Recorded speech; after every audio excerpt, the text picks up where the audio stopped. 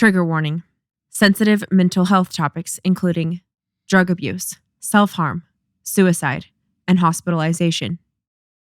She wanted so much to be a part of his world. She thought Bobby would be her passport to becoming a great lady. I saw the stuff in Marilyn's diary, things about Jimmy Hoffa and Fidel Castro. It didn't mean anything to me because I was just a stupid young girl and couldn't have cared less if they all killed each other.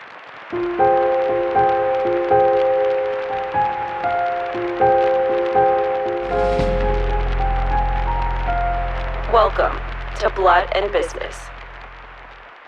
I'm Bethany. And I'm Cassie. Today we're telling a story of siblings born and bred to run the world. They were the most infamous family of the 20th century. Their story drips with conspiracy. Their names, whispered through the decades since they left their voices, echoing in time and space. Their hands helped mold the America we know, sharing with their country dreams of landing on the moon, freedom for every man. And by example, they inspired generations to reach the highest heights. They played with fire, and only a few survived. Their words ring through our history books, their pretty faces on our television screens, and their signature will forever be stamped on our national identity. They stood in the trenches. We stood beside them. They flashed their diamonds. We flashed our cameras. They had their fun, and we saluted them. They were good, they were evil, they were human. They are the Kennedy siblings. In the summer of 1962, Jack Kennedy read a book called The Guns of August by Barbara Tuchman. It was an analysis of all the things that led up to World War I, and there was a conversation in the book between two German leaders. How did it all happen? The other replied, If only one knew. Kennedy told White House employees, If this planet is ever ravaged by nuclear war and the survivors of that devastation can endure the fire, poison, chaos, and catastrophe, I do not want one of those survivors to ask another, how did it all happen? And to receive the incredible reply, if only one knew. And so, to prevent this travesty, JFK came up with a plan. In July of 1962, Kennedy installed tape recorders in several areas of the White House, the Cabinet Room, Oval Office, and the library of the Executive Mansion. A Secret Service agent installed these massive tape recorders in the basement room and then ran wires to the microphones hidden in each of the areas Jack had requested. These tapes continually ran throughout the day and recorded massive reels of audio footage. There was a microphone hidden under the president's desk in the Oval Office and one under the coffee table. There was a microphone behind the curtains in the Cabinet Room, and they also installed hidden buttons so that the president could turn the microphones on and off as he saw fit. At first, only Evelyn Lincoln, remember she is JFK's secretary, and two Secret Service agents knew about the tapes, other than JFK, of course. But by 1963, so about 6 months later, Bobby and his secretary, Angie Novello, also knew. In total, they gathered 260 hours of recordings. 248 of those hours were meetings, and 12 hours were telephone calls. This is how we have Your horses. It's known that Kennedy was pretty honest in what he recorded. He didn't only record flattering conversations or things that would make him look good. He kept almost everything. Almost. 3 tapes have blank spots or like little clicks where you can tell that it's been edited. Some of the footage missing may have included conversations about how to assassinate Castro, and maybe also a few sections about Judith Campbell Exner and Marilyn Monroe. Pat may be the consistently missing link in all accounts of Marilyn's relationship with the Kennedy family. J. Randy Taraborelli. In some ways, The friendship between Marilyn and Pat made sense. Pat was drawn to the glamour and glitz that was all Marilyn's, whereas Marilyn had always longed for the security and financial stability enjoyed by Pat. In other ways, the friendship seemed surprising. For instance, Pat was puritanical. While Pat was rather plain and ordinary in appearance, Marilyn was, well, Marilyn. While it was said that Pat made the sign of the cross whenever she had to have sex with Peter, Marilyn was, well, Marilyn. One brunette, mother of 4, strong, emotions stuffed down and sure. One blonde, unable to have a child, though she desperately wanted to be a mother. Soft, emotions overflowing, and always looking for acceptance. She's probably the strongest, most confident woman I have ever met. I wish I had her balls. Those Kennedy balls. If that girl had been born with balls, she'd have been a hell of a politician. They were opposite of each other, and it created a fast friendship.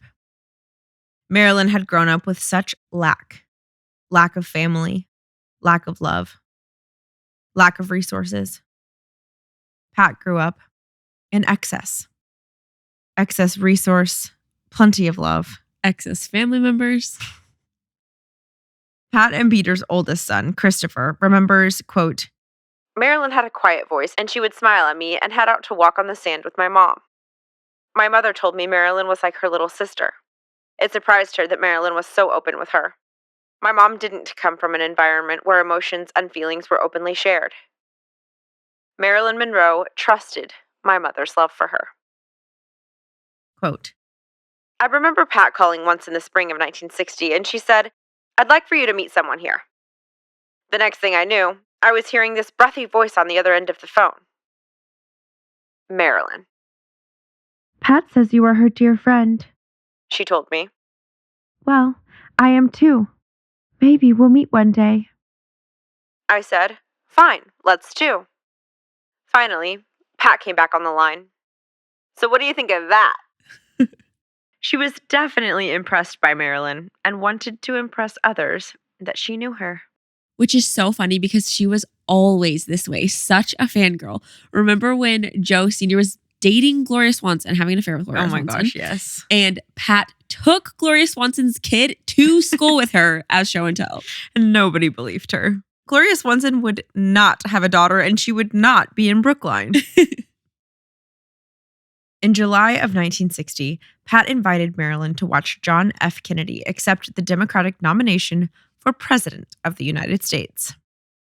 Marilyn was filming The Misfits at the time and wasn't sure she could make it. Pat told her she would, quote, be missing something very historical. So Marilyn promised to be there. Always her big brother's biggest fan. Absolutely. Listen, it's a big deal. He's a big deal. We're a big deal. Get with the program. She flew in for the convention that day and flew right back out that night. Wait, so you said this is July 1960? Correct. But I thought last episode that a bunch of Marilyn's friends said that they hung out all throughout the 50s, and this sounds like she's never met Jack. Marilyn and Jack met each other backstage on this night in 1960 at the Democratic nomination. But they had met each other once before, sometime in the 1950s, at a dinner party. Allegedly, they hadn't talked and they didn't really know each other at that point, though, nor did they get to know each other on the Democratic nomination night in 1960. There was concern about it, though. History doesn't always tell the future, and everyone knew Marilyn, and everyone knew Jack. And that was cause for concern. Yes, Marilyn was in the crowd, along with many other stars. That night, I think a strong friendship began to develop between her and Jack Kennedy. She was free, but Jack Kennedy wasn't. Peter Summers, a Kennedy campaign aide. Not to be confused with Anthony Summers, which is the author of Goddess from last episode. Correct. They were spoken to sternly about it, and Marilyn got the talk from Pat. What happened was that someone from the Kennedy campaign told Peter Lawford that JFK had been flirting with Marilyn. They wanted to nip it in the bud before something happened. Would he talk to Marilyn about it? Peter thought it was unfair to approach Marilyn Monroe with a warning since nothing had even occurred. Still, he decided to ask Pat to at least mention it to her, that there was concern about it. So, from my understanding of it, Pat called Marilyn and said, "Look, I know how ridiculous this is, but everyone is going nuts because they think that my brother was flirting with you the other night. Do you think that he was?" Marilyn said, Well, of course he was. And I was flirting back. But it meant nothing. It was just flirting. Pat said, "Fine. I just wanted you to know that they were worried about it." Marilyn asked, About what? And Pat just said, "Just that something might happen between you and my brother, that's all. It's very silly." Marilyn agreed. Oh, Pat, that is silly. It's just ridiculous. By the end of August 1960, Marilyn was complaining of voices again. The drugs she was taking were not resolving her symptoms, and the quantities were getting out of control. Ralph Greenson, her last psychiatrist. We heard interviews from his wife, daughter, and son last episode. Yes. Well, Dr. Greenson eventually lost respect from his peers for the way that he treated his patient, Marilyn. He had too much control. His fingers were in everything. Business, personal, familial. Greenson was there. Her new attorney, Mickey Rudin, Greenson's brother-in-law. She even felt that she had to explain her romantic experiences to him.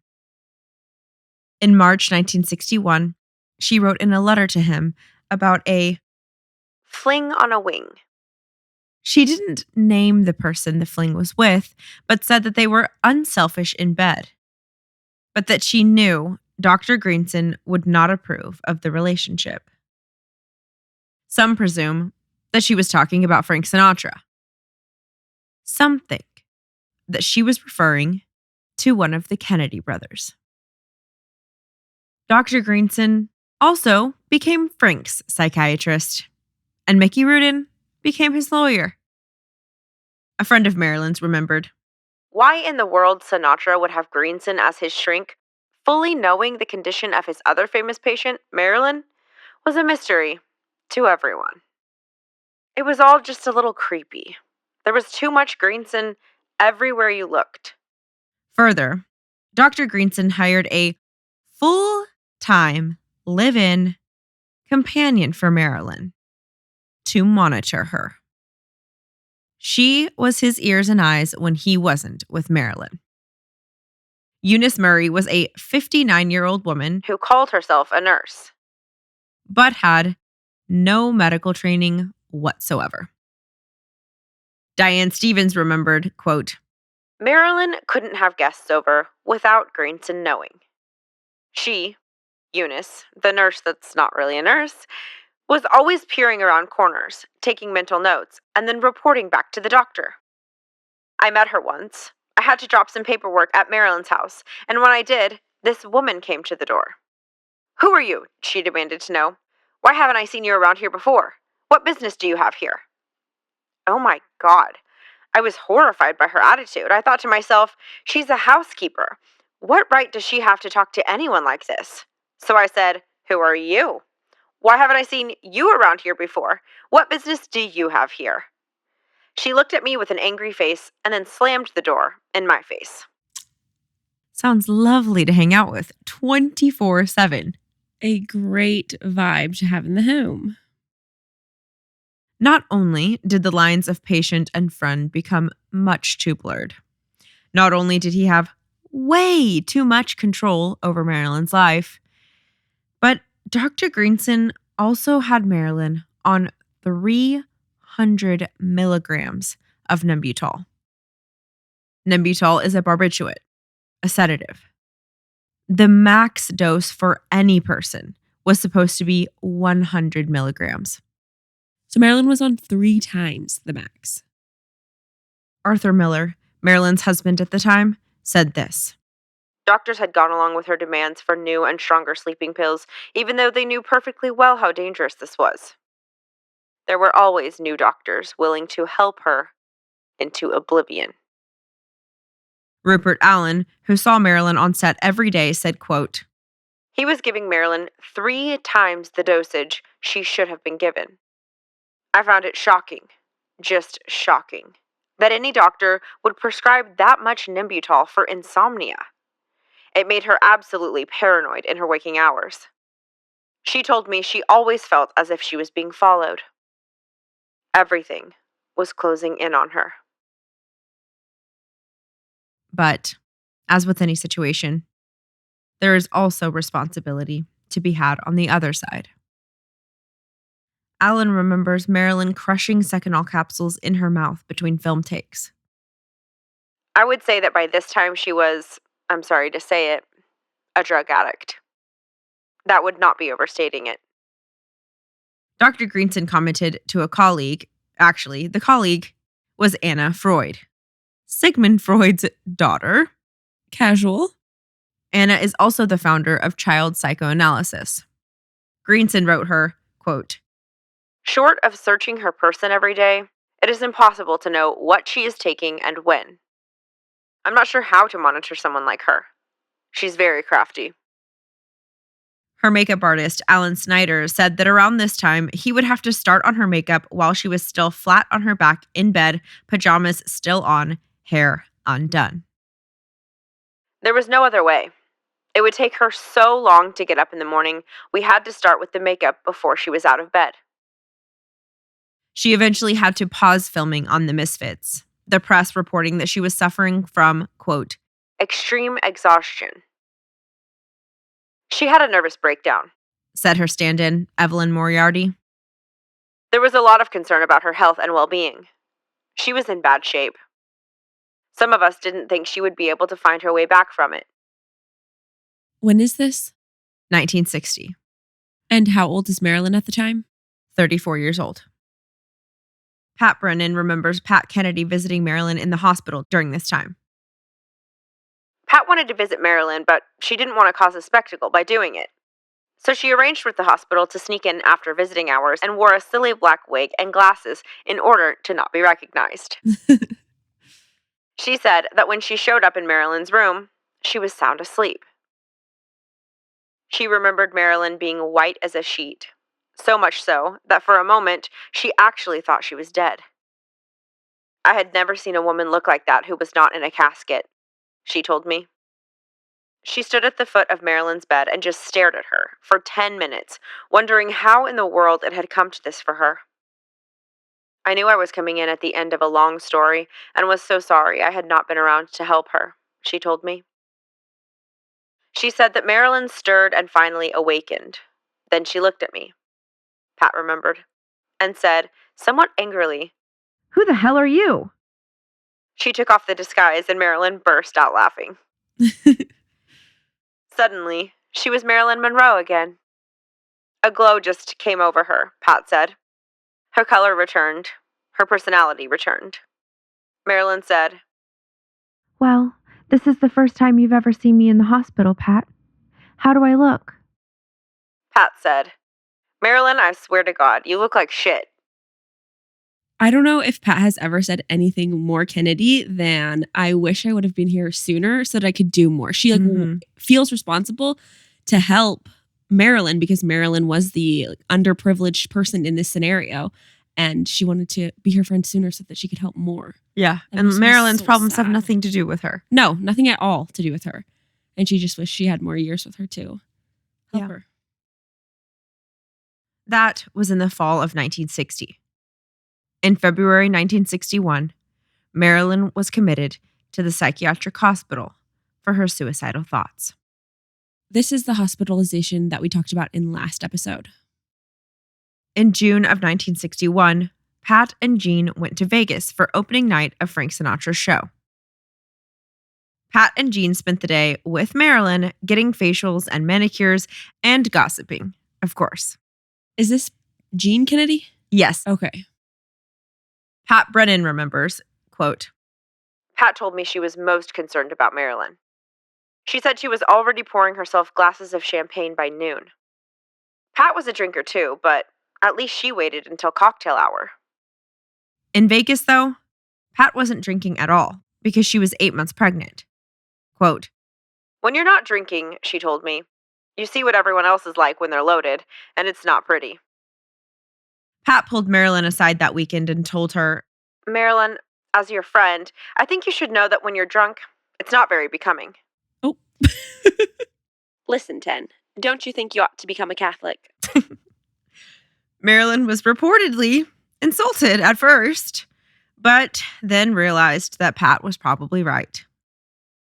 It's the only way I can keep the voices in my head from getting too loud, she told her. And is this in the 50s or the 60s? This is February 1961. So this is after. Okay, I was wondering if this Jack was the time. is president. This is not the time that they went to Vegas with Frank Sinatra and she named her kid after him during that time. No. That was like earlier. Mhm. Okay. So this is after Jack has cut off Frank. No, Not yet. not That's yet. coming up. Correct. Okay. This is probably after the, "And Happy New Year, my ass." Right. but before the actual cutting off of Frank Sinatra, the actual falling out due to Bobby. this is after Peter Lawford loses his jeans, but before the helipad. Correct. Okay. There we go. After the lighting of the clothes, before the helipad. It's kind of sad that we're literally timeline of events is on Frank Sinatra losing it. Well, it's frequent and they're at momentous times. Like Yeah. he knew when to freak out. Yeah. It's not for nothing. Yeah. The rest of the day, they had fun. Pat had Victoria, her 2.5-year-old daughter, with her in Vegas. Well, if that ain't Pat Kennedy. Quote, Her other two children were to arrive the next day. She was having them carted by stretch limousine from California to Nevada. the next day, while her siblings were riding in style, being transported from California to Nevada, Victoria went gambling. Oh my gosh. Obviously, this was illegal. But Victoria, Was a Kennedy. Pat hoisted Victoria up and sat her right on top of the blackjack table. Quote, Okay, here's the deal. Pat said, If I lose, I'm leaving this kid right here. But if I win, I'll take her as my prize. she played her hand and lost. Okay, that's it. She said, You get the kid. Marilyn watching, Pat stood up, turned, and walked away. But Pat! Pat! Marilyn exclaimed. Quote, She loved doing things like that, Pat Brennan recalled. just to get a reaction from Marilyn. She liked to keep it light and easy when she was with Marilyn because she knew Marilyn had so much sadness in her life. Pat loved a reaction, particularly the shocked, mouth hanging open kind. She told her true life stories to achieve this. Quote, After Peter and I had Christopher, Peter was very unhappy because the baby cried all the time and the house smelled like shit. Oh, well, I guess that's what happens when you have a baby. Marilyn replied. So what did you do? Well, we decided it would be best if Christopher had his own apartment across the street. What? How old was he? Marilyn exclaimed as Pat told her this story in front of other friends who then reported these events. Well, he was about 2 months old, actually. Pat thought out loud. So, anyway, we rented an apartment for him, and the nanny and he slept over there. It was just a lot easier on everyone. Can you believe? This may top Jackie's parents leaving her for like a month and a half for vacation right after she was born. Yeah. Frank's opening night in Vegas, the night of the whole blackjack bet afternoon, Eddie Fisher, Elizabeth Taylor's husband, was sitting at Marilyn's table. What can I say about Marilyn that night? We all knew that she was having a thing with Sinatra, so it was definitely hands off. But she was so drunk that night, I can tell you that she was an embarrassment to him. It wasn't good. From a distance, it was, wow, she's a knockout. But up close, it was, oh, no, she's knocked out. She didn't look well, and she always acted so very strangely. She seemed a little crazy to me. At the party, I remember her whining. Oh, Frankie, come on. Let's make out for the photographers. I love you, Frankie. I want the world to know. I remember that she was standing behind him and had her hands around his waist, almost as if she was leaning on him for support. Instead of making out for the photographers, Frank pulled away and then told one of his bodyguards, Keep an eye on her. I don't like the way she's wobbling. Let me know if she faints or something. Marilyn still wanted a picture taken with Frank. She sidled over to him like a kitten and motioned my photographer with her index finger, indicating that he should take the shot while Sinatra wasn't looking. She was being very playful and coy. Just as my photographer was about to take the picture, Frank's bodyguard grabbed the camera. He gave it to Frank and whispered something in his ear. Then Frank walked over to where we were standing and hissed, Next time you try that, I'll crack your skull open with this camera. The both of ya. Wait, the both of you, as in Marilyn and the photographer? The The photographer and then the guy who's talking. yes, Okay. the head photographer and the sub photographer. Oh my gosh. The both of you. Frank and his anger issues. Yep. The violence. Hollywood is truly a collection of unwell children. Characters. Yeah, truly. Unresolved trauma. I remember that he talked out of the corner of his mouth like a gangster. The both of ya.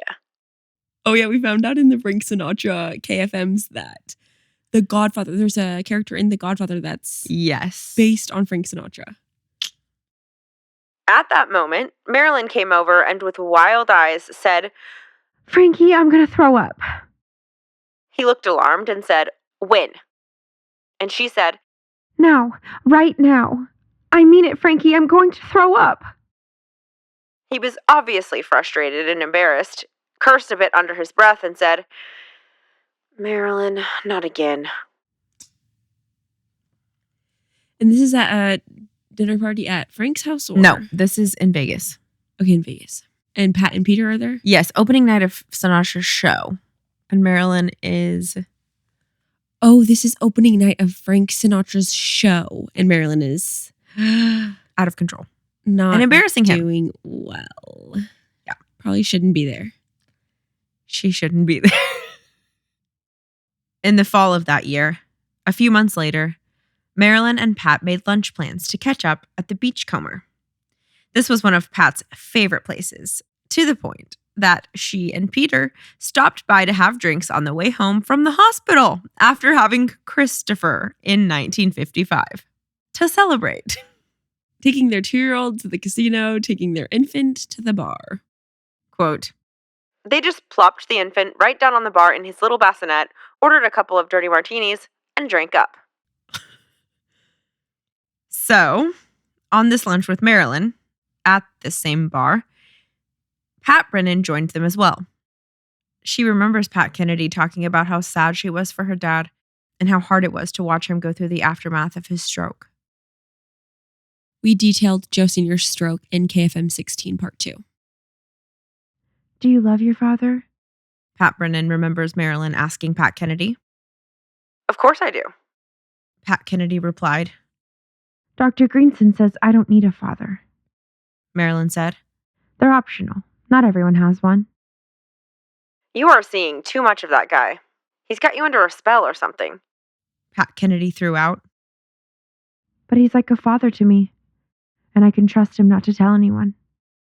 Tell anyone what? That I'm like my mother. Now you listen to me. Pat Kennedy said sternly. That man doesn't know what he's talking about. Your mother is a very sick woman. So am I. Marilyn returned. After some silence, Marilyn began to cry. Don't be angry with me. She said as she began to grab her stuff. Why would I be angry? Sit down. Where are you going? Pat Kennedy asked frantically. Just don't be angry with me. I couldn't take that. Marilyn said as she headed outside. This is all that damn doctor's fault. Pat grumbled. No, it isn't. Marilyn said softly. But it's not my fault either. Let's just talk about this, Pat Kennedy told her. No, I've upset you both. She gave both of them a kiss on the cheek and said, I swear this isn't my fault.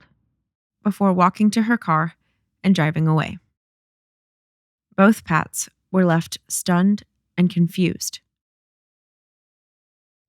At the end of 1961, Dr. Greenson wrote about Marilyn's, quote, severe depressive reaction to an unspecified event in her life. Quote, she had talked about retiring from the movie industry, killing herself, etc. Tara Borelli pointed out that if a doctor feels so familiar with such an episode in a patient's life that he uses etc. at the end of the sentence, suggesting that he's heard this all before, it's not good. No, I wouldn't think so. Joe DiMaggio spent Christmas of that year with Marilyn, though they had been divorced years ago, after he heard her voice on the phone. While he was in LA visiting her, he and Marilyn had dinner with the Greensons. Quote, you know what it's like when you're in a car with someone and they run a red light and you know you're going to crash, but you're not driving, so there's nothing you can do about it? That's how I felt that night. I felt like Marilyn was about to crash, but I was no longer in the driver's seat anymore, and there was nothing I could do about it. Marilyn was gushing all night that Dr. Greenson was her long-lost father and that his family was the only one she's ever known. It made Joe very, very uneasy. Patricia Kennedy loved her family, and she wanted to share them with everyone, especially with Marilyn, who didn't have one of her own. She even told Marilyn, you're a Kennedy now. And she didn't just tell anyone that. Not even Peter. Actually, when JFK won the Democratic nomination, all of the Kennedys were going to go out and join him on stage at the convention in Los Angeles. Peter started to walk out with the rest of his family, and Pat stopped him. You're not actually a Kennedy, so I think it's not right. Jack heard her, and so he asked, he's married to you, so that makes him a Kennedy, don't you think? Peter even took his citizenship test just so that he could vote for Jack. Like, his wife. Yeah, I know. It's ridiculous. In front of and the whole we family. Wonder why. They're walking up to celebrate, and she turns around and literally in front of the whole family is like, I think it's not right. You're not welcome. So you're I not think one it's of not us. right. I married you, but you're still not one of us. I had 4 babies with you, but you're still not one of us. And we wonder why Jackie and Peter felt like they never belonged. Felt like they never fit in. They should have been told they don't fit in. No, there's no way Bobby was telling Ethel that. No. That's half the problem is the spouses. You know? Yeah. Bobby was like, you're a Kennedy, Ethel. And Pat was like, you're not a Kennedy, so I think it's not right. You're right. We did not talk about that in the in-laws episode. Yeah. In January of 1962, Pat raved to her friend. You've just got to meet him. You'll never know anyone quite like my brother.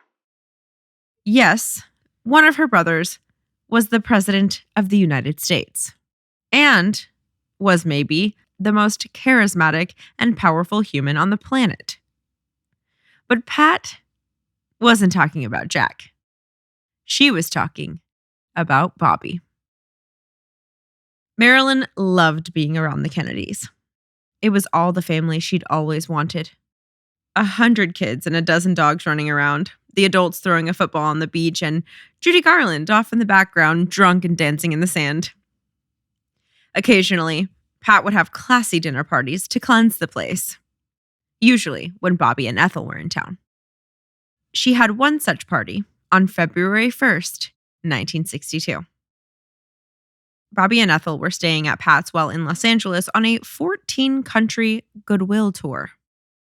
This dinner is the answer to so many questions surrounding Bobby and Marilyn. Leading up to this dinner, Marilyn spent at least 2 weeks making her rounds, calling everyone she knew, telling them all about her date with Bobby Kennedy. The problem? It wasn't a date. Wait, what? Oh my gosh. Marilyn lived in her own reality. A lot of people heard a lot of things straight from the source. Straight from Marilyn. People such as Danny Greenson, Jean Martin, Hildy and Joan Greenson, Arthur James. The people in the Unheard Tapes documentary. All the people we heard from last week. Henry Weinstein remembered it like this, quote, I get a call one day from her and she says, I have a very important date with a very important man, and I want to know from you what kinds of things I can say to him, what kinds of questions I may be able to ask him that will be impressive. So I said, fine, but who's the man so I can think of topics for you? She said, It's Bobby Kennedy. I was a little floored. Seriously? I asked. Yes, She said. I have a date with Bobby Kennedy. So I said, okay, well, we're right in the middle of the civil rights business, so ask him what he's doing to calm down the riots, how he feels about Martin Luther King, that sort of thing. Oh my gosh. even the way she's saying it, she's like, yes, I have a date with Bobby Kennedy. Yeah, she's like reinforcing the fact that it is a date and it is with Bobby Kennedy. This is how rumors begin. J. Randy Taraborelli points out that In subsequent years, sources who have said Marilyn told them she was dating Bobby Kennedy weren't fibbing. Apparently, she was fibbing. In this case, it most certainly wasn't a date. It was a dinner party at Pat's, and she was just one of the guests. However, people heard from her that it was a date and then passed that information on to reporters many decades later. Each person has told the same story. She wrote down all of the questions she was given on a napkin so that she could remember them. And then Bobby called his dad and asked if he wanted to say hi to Marilyn Monroe. here is Joan Braden's recounting of the evening. Quote, Bobby turned, and I turned, and there she was. Blonde, beautiful, red lips at the ready, clad in a black lace dress which barely concealed the tips of her perfectly formed breasts and tightly fitted every curve of the body, unparalleled. Pat came over and said, Bobby, I'd like you to meet Marilyn. While Bobby was mildly interested in meeting the screen star, his wife, Ethel, was much more starstruck. there's an intriguing story about Ethel's interest in Marilyn. She chose her to play herself in a movie. What? Ethel chose Marilyn to play Ethel? Yep. But they're nothing alike. Valid. But Ethel was convinced that Marilyn was actually a great actress. She told Joan Braden, I think she's underrated. I think she's done some very good work, and I'd be honored to have her play me in the movie. Oh, she thought Marilyn could do it easily. they're literally the opposites. It's worse than Marilyn playing Jackie. Yeah, like the irony in that, okay, but they're still similar. So what was this movie about Ethel? Well, it never finished getting made, sadly, but they had started on a screenplay based on Bobby's book, The Enemy Within, about his investigation of Jimmy Hoffa and the Teamsters Union. Okay. I wonder if Ethel would have felt the same way if she would have known the rumors. With the way that she and Jean handled her sister, Pat Skakel, and Bobby, I highly doubt she would have extended that invitation any further. Joan said that on the dinner party night, Bobby ended up sitting right next to her at dinner. They had an instant rapport. Not surprising in that they were both charismatic, smart people. Bobby enjoyed talking to intelligent, beautiful women, and Marilyn certainly fit the bill. She was also inquisitive in a childlike way, which I think he found refreshing. I found her to be delightful, and everyone at the party was completely enthralled by her, and rather dazzled by her presence. after dinner, Marilyn pulled out her napkin of notes and started asking Bobby all of her prepared questions. Fascinatingly, she already knew the FBI was bugging her. Can you believe that? I mean, I feel like I keep saying, can you believe that? But This whole is wild. The entire thing is wild. Hoover. She groaned. spying on this one and that one. He even spies on me. And what do I ever do? Jean Martin remembers the same conversation as Joan and how Marilyn exclaimed, All I ever do is shop and make movies, yet he has his goons following me. Bobby told her that he and Jack felt the same way, but there was nothing they could really do about it at the moment. Then, according to Joan Braden, afterwards, we all started dancing, and I remember Marilyn teaching Bobby how to do the twist. The two were laughing and having a very good time together. That, I think, was really pushing it, as far as Ethel was concerned.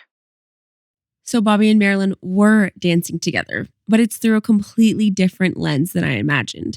I imagined this like romantic, they're all alone, they're doing this like Scandalous. slow dance together, and they're doing the twist in front of everyone at a dinner party. and Ethel is sitting right there.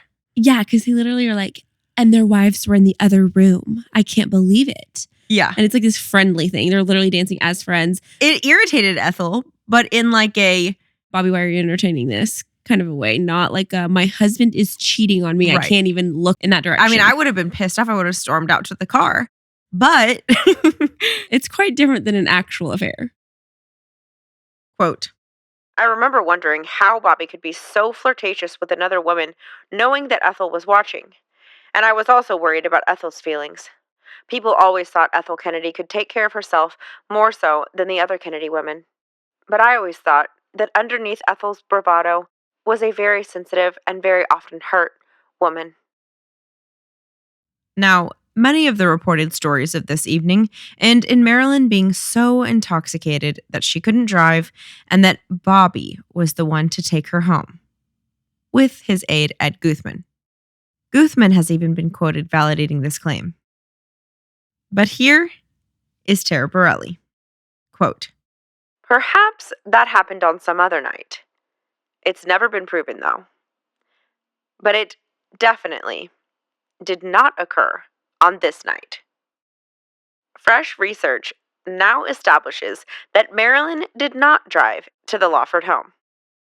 She was picked up at 8 p.m. by Carey Cadillac Renting Company of California from her apartment on Doheny Drive and then taken to the Lawfords. She stayed until 3 in the morning and then was driven back to her home. A receipt exists from the Carey Cadillac Renting Company proving as much. And Edward Barnes, who now owns his own valet service, was a young parking attendant at the Lawfords that evening. He says that while Marilyn was waiting for her driver, there was a bit of chaos in front of the Lawford home. Quote, one of the other valets broke a cardinal rule and asked Miss Monroe if he could have a picture, says Barnes. And that very second, a Secret Service agent appeared from nowhere and grabbed the guy's camera. It stunned everyone. Marilyn was surprised too, and she said, Wait a second, who the hell are you? And he said, Secret Service, ma'am. Just then, a Kennedy aide, who I later learned was Ed Guthman, said, We have agents here, Marilyn. It's okay. These Secret Service agents are popping out, scaring everyone. they must hide really well. Yes, this happened again in our Marilyn minisode on Patreon. They were hiding in the curtains and then just popped out of nowhere. And she was legitimately terrified. And that is also why so many of them are witnesses in next week's episode, because it's hard to get anything past a Secret Service agent. And they were also the ones who swear that Jack could not have been a sex addict because they were with him 24/7. He couldn't have gotten anything past them. And the claims that Jack had to have sex with someone every single day just couldn't be true. The night of the Lawford dinner party, Marilyn told the Secret Service off in the front yard and won, thoroughly impressing everyone. The valet kid ended up getting a picture with Marilyn, but the whole story made the valet remember that Marilyn got into the car without Bobby Kennedy. The next day, Henry Weinstein, Marilyn's director, remembered asking her how her date with Bobby Kennedy went. Quote, And she said it went great. And Guess what? I have another date with him. so I thought, wow, that's very nice. A few days went by and I didn't hear from her. I called her and said, "So, how's it going with Bobby Kennedy?" She said, Well, let's put it this way. I don't need any more questions. Ugh. It sounds like the friend didn't think that was a valid story either. Like, Right. That's she what I was think. maybe lying to him about it being a date in the first place and then Didn't want any more questions about her lie. story that she had told. Yeah. Or Marilyn thought that the first date went really well with Bobby and then they talked again and it didn't go well. Yeah, maybe Bobby set her straight after. The fact. Yeah, like she really did think it was a date and they had something going on. And then when they talked afterwards, she realized that he wasn't on the same page as her. Right. Another of Marilyn's friends had some doubts about the authenticity of her claims surrounding her conversations with Bobby. Quote, "She wanted so much to be a part of his world. Jean Carmen recalled. She thought Bobby would be her passport to becoming a great lady. I saw the stuff in Marilyn's diary, things about Jimmy Hoffa and Fidel Castro. It didn't mean anything to me because I was just a stupid young girl who could have cared less if they all killed each other." Marilyn had written a lot about Bobby in her diary. She wrote about him telling her top secret information about Fidel Castro, about nuclear bombs. Marilyn's close friend, Jean Martin, knew this. But what seemed like bombshell information to some seemed unlikely to Jean.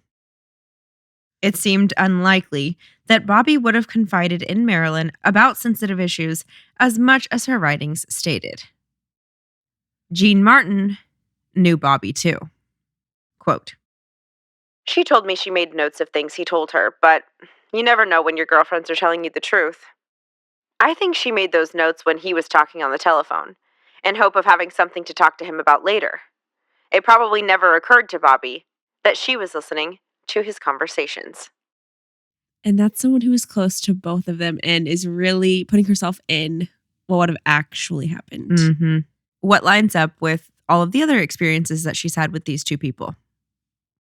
And then Bobby called his dad and asked if he wanted to say hi to Marilyn Monroe. And when you panned back, he wasn't a grubby little boy getting his hands dirty. Bobby was being a tourist in his sister's world, and Ethel was sitting right next to him. Marilyn was taking notes. Quote, "It should be noted that there have been many different accounts of Marilyn's first meeting with Bobby, going all the way back to dates in 1960. However, on the basis of information assembled for this book, February 1st, 1962, marked the first meeting. So that's that dinner date. Immediately afterward, on February 2nd, Marilyn wrote a letter to Isidore Miller, Arthur's father. So that is her ex-husband's dad. She began it, Dear Dad, and wrote of meeting Kennedy. he seems rather mature and brilliant for his 36 years. But what I liked best about him, besides his civil rights program, is he's got such a wonderful sense of humor. She also wrote to Arthur's son, Bobby, to whom she was close. When they asked him who he wanted to meet, he wanted to meet me. She wrote, So I went to the dinner and sat next to him. And he isn't a bad dancer either. based on Marilyn's words, he wanted to meet me. The two had not met before this evening. She further stated that Bobby had promised to send her a letter that would summarize their conversation. She promised to send Miller a copy of it. Quote, Because there will be some very interesting things in it, because I really asked many questions that I said the youth of America want answers to and want things done about. Tara Borelli maintains that though Jack and Marilyn met at that dinner party that occurred sometime in the 1950s, they never had a chance to talk in depth, nor get to know each other in any other way. They would get a chance to meet again in February 1962. Peter invited Marilyn to yet another Dinner party in New York to honor Jack. Well, to honor President John F. Kennedy. Quote, Dave Powers and I were supposed to escort Marilyn to the party. Dinner was at 8. We showed up at her place at 7:30, Of course, she was nowhere near ready. Her maid came out of her bedroom and said something about her not being able to make up her mind about what to wear. Also, she had this hairdresser combing and teasing. Finally, Dave said, "I'm not going to sit here when I could be with the president." So he took the car back to the party and sent a limousine for us. The limousine arrived at 8:15, and she still wasn't ready. At that point, Peter called and said, "What the hell is going on? Does she realize that she's keeping the president waiting?" And when he said that to me, something clicked in my head, and I thought, I wonder if that's the whole idea. This is Milton Evans, Peter's manager. The one we've heard from many times. At 8:30, still no Marilyn. At 8:45, Peter called, frantically screaming to get her over to the party. At 9, the phone rang again. Milton was so frustrated and under pressure from Peter that he said, "That's it," and burst into Marilyn's room to tell her to get herself in the car. When he opened the door, he found her sitting at her vanity, staring at herself in the mirror, darkening her beauty mark with an eyeliner pencil, completely naked.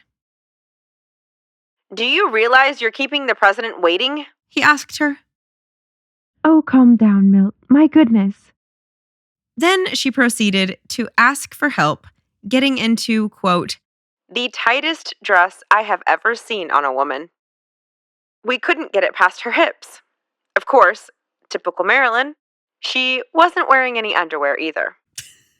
So there I was, on my knees in front of her, my nose an inch from her crotch, pulling this dress down with all my might, trying to get it past her big ass. And she kept saying, Keep pulling, Milt. Keep pulling. You can do it. You can do it." Finally, they got the dress on. Marilyn put on a red wig and sunglasses at 9:30 p.m. and headed to the party. You'd think. But actually, she went right back over to the vanity and sat down in front of the mirror. Oh my gosh. Milt said, Finally, I grabbed her elbow and said, "That's it. We're leaving." when they got there, the place was swarming with photographers waiting to see who the president's guests were. Not a single one recognized Marilyn. When she got upstairs, she removed her wig, shook out her hair, took a deep breath, and then exclaimed, Okay, shall we? When she walked in, it was like the parting of the Red Sea. There were about 25 people in there, and the crowd divided into halves as she walked through the room. The actress Arlene Dahl was there that night and remembers this. Marilyn walked in with her agent, and I'll never forget it. Everything stopped. Everyone stopped. It was magical, really. I've never seen anyone stop a room like that. Not even Jack could do that. Quote, The president turned around and noticed her, and you could see that he was immediately attracted to her. "Finally, you're here," he said with a big smile, and walked over to her. "There are some people here who are dying to meet you." Then, she was descended upon. People just wanted to stand near her, smell her fragrance, breathe the same air as she. this is the night that Jack asked Marilyn for her number. And the very next day, he called with an invitation. Now that sounds about right. He explained that he was going to be in Palm Springs on March 24th. He would be staying with his friend, and as he understood it, hers as well. Frank Sinatra. Why not join him there? Oh, and incidentally, he told her, Jackie won't be there. And we all know what happens next. Peter picked her up that morning and took her to Bing Crosby's house. Marilyn talked to a friend, Diane Stevens, about the trip. I telephoned her on March 22nd to ask her a question about Something's Got to Give, and said, "So, what have you got planned for the weekend?" Very casually, she said, Oh, I'm going to Palm Springs to spend the weekend with Frank Sinatra and Jack Kennedy. she hadn't been made aware of the change of plans yet. She was so casual about it. It was a little strange. I said, "Wow, Marilyn, that's really something." And she said, "Really? Is it?" I said, "Well, yeah." And her reaction was, "Well, you know, Bobby and I have had a couple of dates. which was news to me. And I met Jack in New York recently. He's a nice guy, so I'm just going to see what happens." I hung up, thinking to myself, wow, what a life. They were at the helm during the most turbulent moment in American history. The rumors are legion, some sincere, some slander. They gave everything to their country. But what did it look like behind closed doors, in their homes, the most intimate moments of their time on Earth? Sometimes the truth is more wild than the headlines.